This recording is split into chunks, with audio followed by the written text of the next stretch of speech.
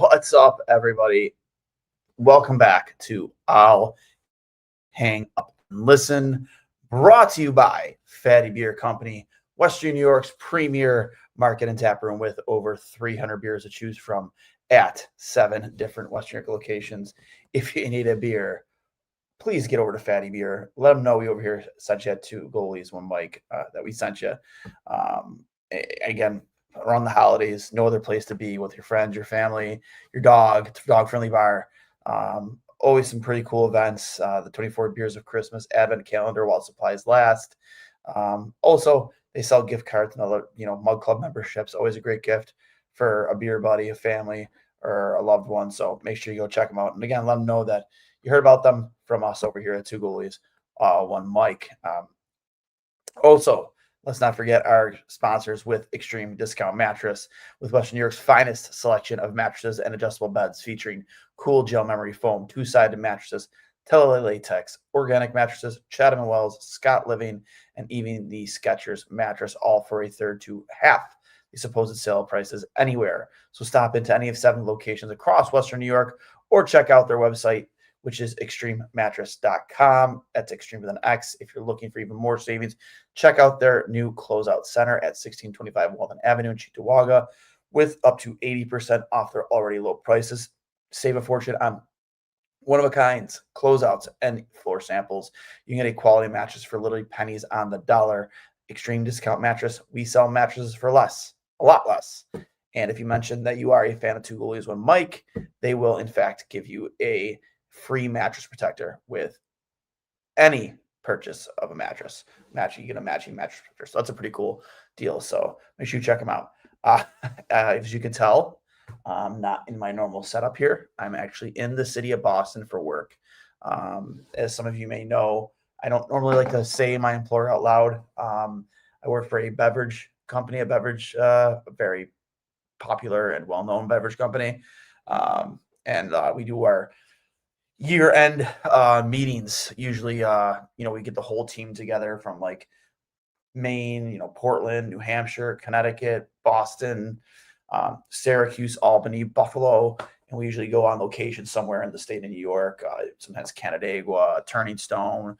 We've done Mohegan Sun, and this time, again, it's always right before Christmas. Obviously, we did city of Boston, which is one of my favorite cities to visit. I'm a big history buff, so super pumped to be in the city of Boston. Still wanted to make sure I got out here with you guys to celebrate the first win of the Jarmo Era.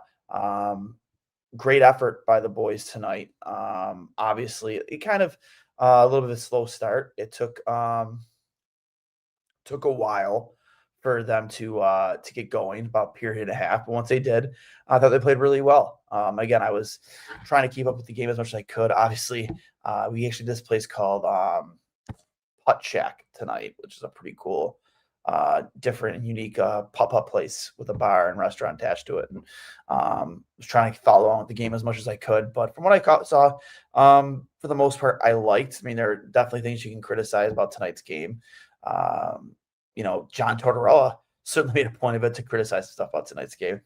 Sometimes I felt like he was applying for a job with the Sabres during tonight's broadcast. But I will say this: the one I wanted is Coates, the Coates goal, where Bobby Brink came off the boards.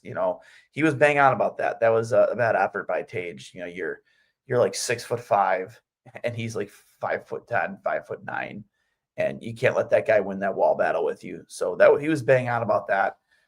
He did make a comment about the Sabres not looking like a confident team. I don't know if I necessarily agree with that. I think that's a team that has had trouble playing with leads in the past. So maybe they grip their stick a little bit. They play a little game. But you know what? They were down a couple times in the game. They came back and were able to get this one in the garage. Alex Tuck had a great defensive effort tonight with like 5 or 6 block shots, especially there in the late in the game when Philly had the essentially 6-on-4 advantage for like a minute and a half. He had a couple of key blocks there to keep this game in Buffalo's favor. And Tage Thompson scoring his 17th goal of the season. Zach Benson with 2 points. Matthias Samuelson with 2 points. Josh Norris with a really, really pretty goal off a pass from Zach Benson. And how about the goal from on Tage Thompson off the beautiful between the legs drop pass from Tallinn? And then, Tage hesitated, dragged, and kept going, and then beat Earson pretty cleanly. Beautiful, beautiful, beautiful goal. So it was a good game. They played a good game, and most importantly, 4 in a row. You continue to keep trying keep the gap what it is in the standings between you and the last wild card spot. I'm gonna hit the peanut gallery here. Lenny probably keeps his job if they keep winning. A few losses in a row and he's gone. I mean, I know we hear the rumors and stuff out there. Don't get me wrong, I get it, but I don't see him getting fired. I just don't. I know Terry, really, really likes Lindy a lot, and I've heard a lot that he didn't even want to fire Lindy the first time around. So I could definitely see Lindy maybe getting out from behind the bench. But if the rumors are true and what I've heard is true, that it looks like there's a front office job in the way possibly in the works for him. So we'll keep you tuned in with that, and we'll keep you updated on that. From Duell, I felt like they were going through the motions until the 2-1 and run on Lion. Totally different team after. I agree with that 100%. And there's another thing Tortorella kind of criticized them about not having a better response to that play. And I agree and I disagree. It's still a close game, but you got to defend your goalie, no doubt about that. Austin here to stay for good. Yeah, a really nice goal from Austin.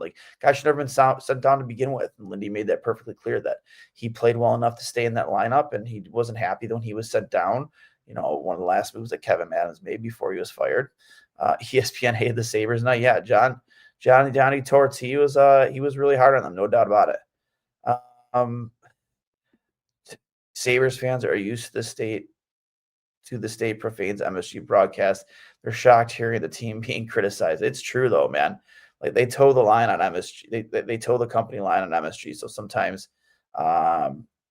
it's hard to listen to. I'm sure Duff and Marty are really nice guys in real life, but their intermission reports I could do without it. Timmins broke his leg. I don't know is that confirmed? Can somebody confirm that, John? I appreciate it. I really hope Lindy gets to finish out the season, especially if the interim option is Seth Appert. No disrespect to Athert, but I'd rather just finish with Lindy, especially if we still believe we have a shot at the playoffs with the East so tight. Unless you're determined on a guy like DeBoer, if you do an extensive search, some top assistants like Ott, Savard, or Pekka, even McKee, won't be available anyways until after the season. I agree. I really don't see a rush in making a coaching change. I mean, they just went 4 in a row. It'd be a weird time to make a coaching change, given the fact that they're on a little bit of a heater right now. So personally, I just don't see a coaching change coming. And even if they they teeter off here, like I said, I just don't see them firing him. I don't think they're going to fire Lindy Ruff twice. I just can't see it. Timmins broken leg, 6 to 8 weeks. Is that confirmed? From Connor, hockey ops for Lindy. I think I might agree with that. From what I've heard, I think I might agree with that. Very Billsy game, started out bad, came back and won it. Yeah, you're not wrong. Won Buffalo, right? He confirmed the Timmins injury. Oh, Jesus, man. This last thing this team needs is more injuries. I was tired of the ESPN announcers trying to make Zegras appear to be the second coming of Gretzky. Punching it right now. Listen, yeah, Trevor Zegras, I think he was one of those players that desperately needed a change of scenery from where he was in Anaheim. I think he was just really kind of stuck in no man's land. Sometimes with players like him, the change of scenery is the best thing for your career.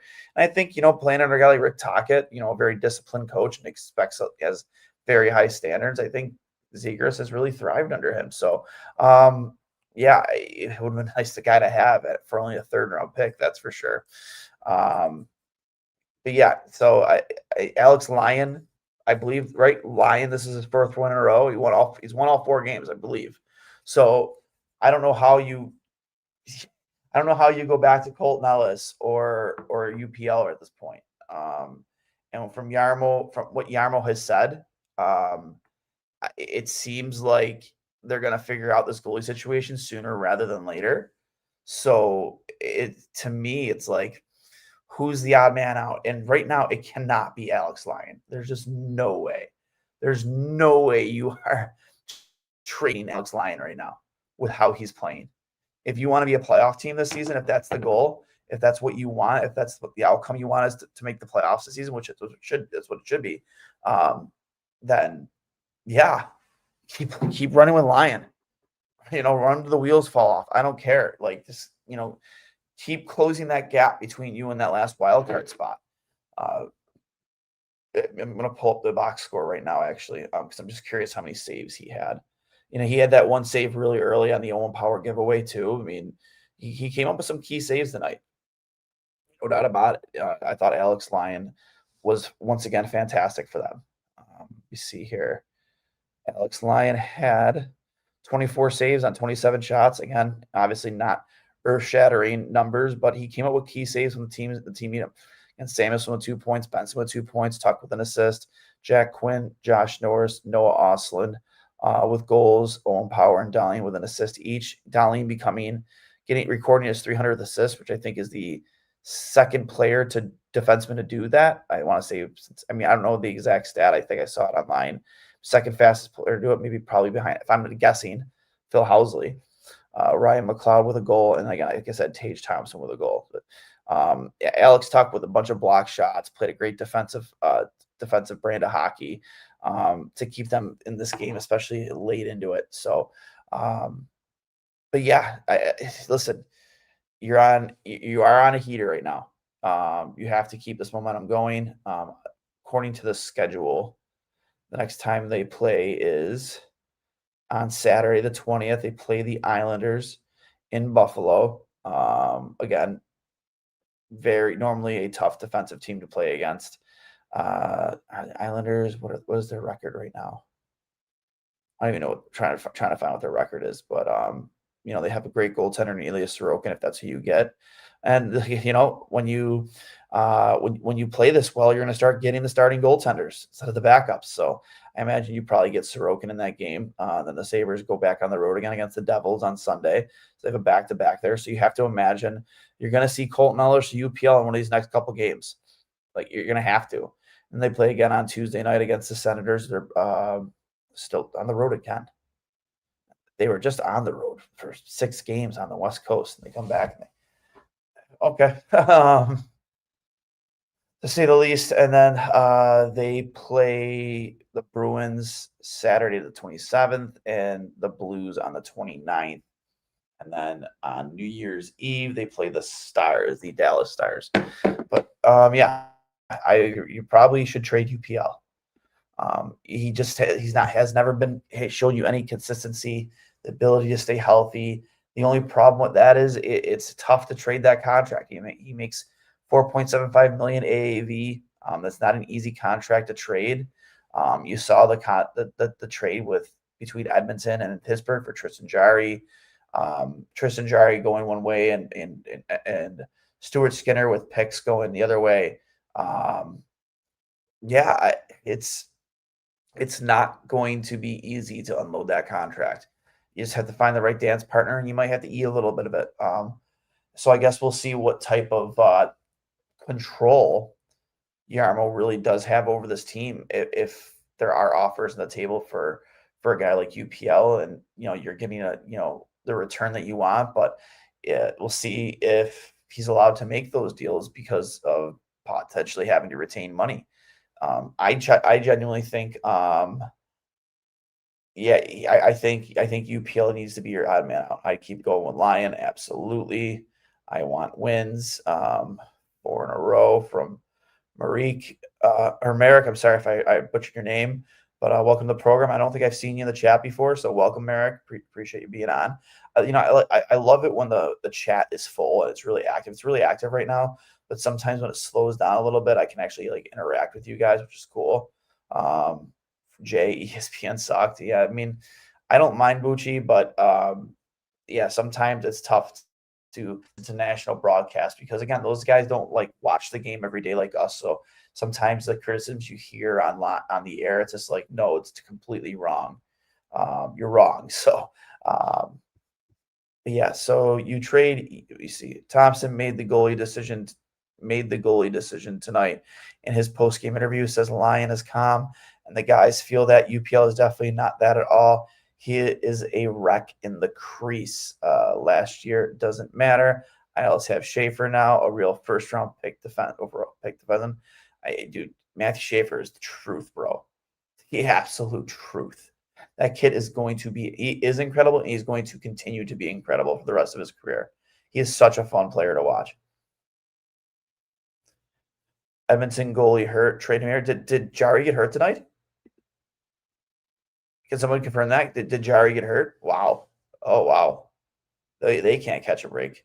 Hire DeBoer and re-sign Tuck if we get like 5 good years with Tuck and 3 not so good years, it'll be okay because the cap in 5 years will be way up. That's what I say. Like people who like are worried about paying him like the way we did Okposo late in his career. But the thing is, like, for Alex Tuck is not gonna go on a decline the way Kyle Okposo did.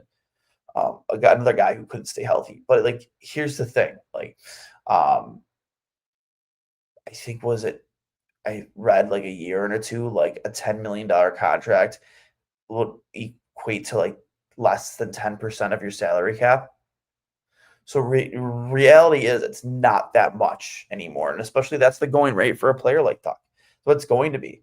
It's just the way it is.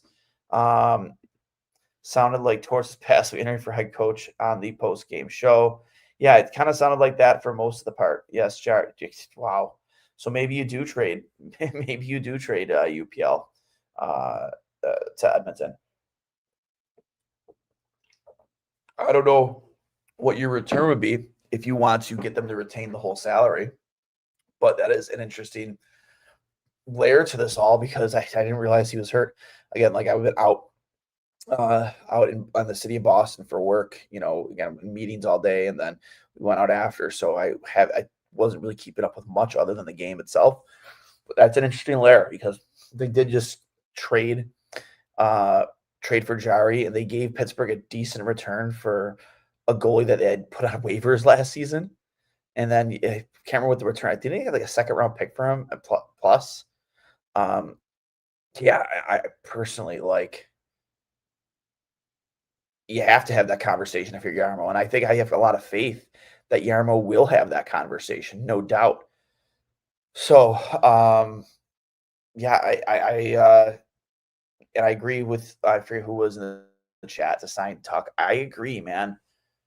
Here's the guys I would try and get off this team, in my opinion. Jordan Greenway. He was a Kevin guy. He was a Donnie Granado guy. He is not a Yarmo guy. I could totally see them. It's another tough contract to get rid of. $4 million AAV. He's constantly hurt. And he does the little things right. And he's a great penalty killer, great defensive forward. But at the end of the day, like he doesn't contribute a lot offensively. And but like in order for him to be that type of player that does contribute offensively, like he needs to be healthy and he just can't stay healthy. So I could see a guy like him being on the chopping block. It'd be interesting to see like if there are any changes in a guy like Owen Power's game because I have to imagine that when Yarmo, some of the defensemen he's drafted in the past, the teams he has been GM of in Columbus, like you have to think that he's not happy with the defensive play of Owen Power. I mean, he threw absolute horrendous giveaway in the first period that Alex Lyon bailed him out on. But like, you have to be better. You're a first overall defenseman. This is his fourth full season, I believe. Like the excuses are over with. It's time to grow up and start to become the defenseman that you are being paid to be. And yeah, now you have a little bit of that pressure because you have a new GM who is a no nonsense guy, a no bullshit guy. He's not afraid to take a big swing. And, we already heard that, and I still don't believe that Yarmo had no clue what was going on with that Quinn Hughes stuff. You know what I mean? I bet you, he was probably just posturing a little bit, but I have to imagine he was probably in a little bit on that Quinn Hughes thing, and that's kind of funny. Not funny, the Zach Benson and Bowen Byron were like players that were part of that deal, but if he's willing to make those types of deep trades, I can only imagine what types of conversations he might be having about uh, about Owen Power if a team called or he wanted to move on from him. And there are other players too, man. Like, listen, um, I don't think it really. Very few players are probably safe on this roster, no doubt about it. Moving Greenway, UPL, Krubs all makes Tuck more easier to sign if we are scared about money. Put Greenway on waivers. I think Greenway can be more movable at the draft because it's only like a year left on his contract. Similar trade like Lafferty. Yeah, but Lafferty wasn't making $4 million a year. Still tough. As much as I love Zucker, we have around $9 million committed to him in Greenway. That can easily go to Tuck. And if you're worried about space, can find takers. I can't see them trading Zucker. Not if they're trying to make a run at the playoffs. He's too important of a player, especially on the power play. He contributes a lot on the power play, and a power play that already struggles enough as it is. So I just can't see them trading. No way. I just don't see them trading Jason Zucker. See here, I'd rather not move Benson. Neither would I. I love Zach Benson. Guy's on pace for like 50-something points this season. And he missed a lot of time this year. It's not a lot of time, but a good handful of time to start the season, especially with that facial laceration. So I'm going to keep it short tonight, guys. I at a hotel room.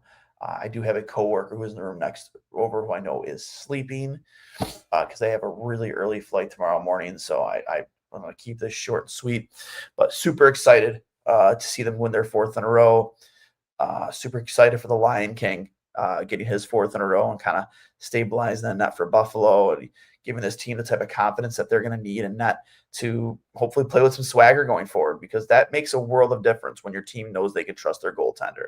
And right now, they can absolutely trust Alex Lyon to be the guy moving forward. But yeah, just want to remind you guys all that this has been brought to you by Fatty Beer Company, Western New York's premier market and tap room with over 300 beers to choose from at 7 different Western New York locations. If you need a beer, make sure to get over to Fatty Beer.